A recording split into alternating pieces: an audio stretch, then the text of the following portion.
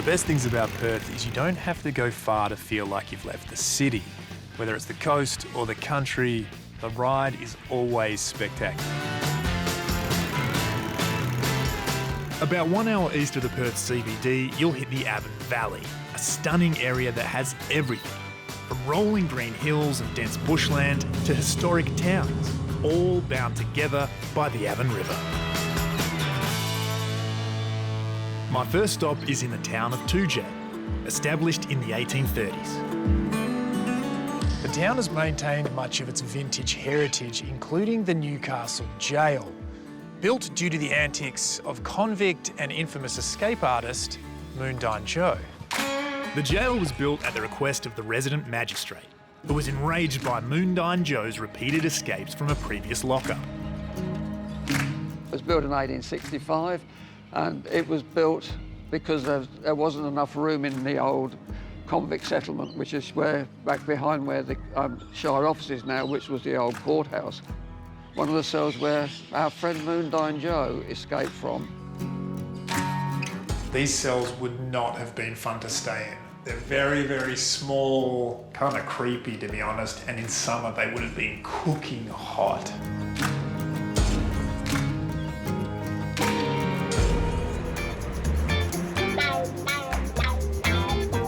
Before leaving town, I recommend checking out the Cola Cafe.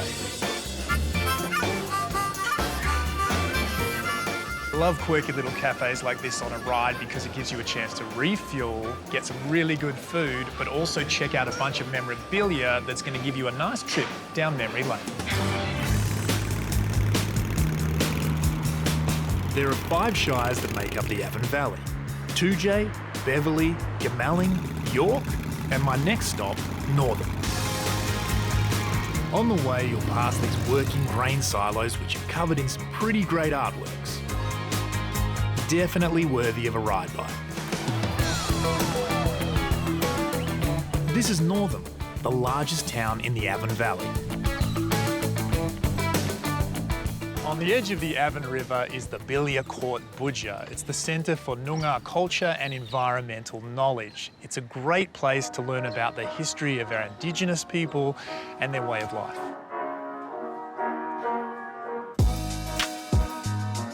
There's a great display inside and outside by the fire pit. Frank tells stories of his people and will teach you about the didgeridoo. They're hollowed right through.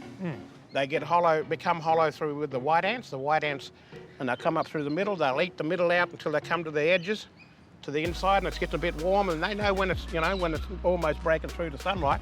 They'll go back in and they'll go down and come out another one. The sound of the didge is just my lips vibrating. Yeah. Like a. Okay.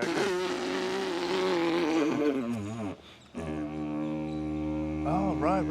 And the kookaburra is just shouting with the voice. Yeah.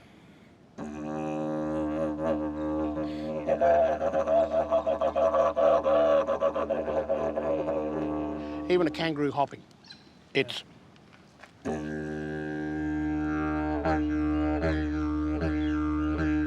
And when a kangaroo's hopping, he has to listen for this.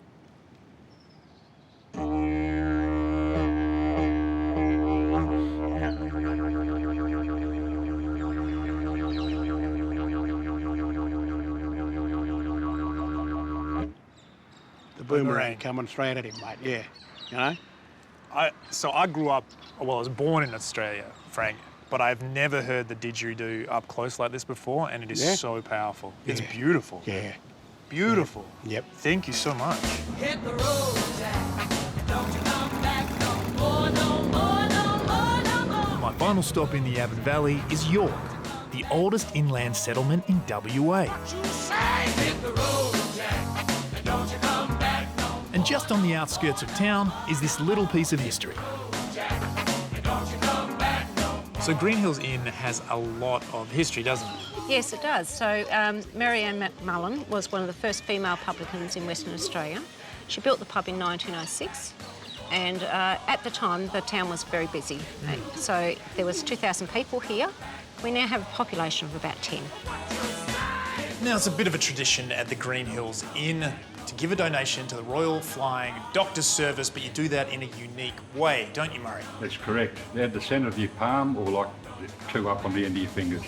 All right, we got the bill, we got the tack. Let's give it a go. Winner! I got it up there. First time. Well done. Did you actually do it? Yeah, it's up there. You better get some footage of that. Hey? You didn't think I could do it, did you?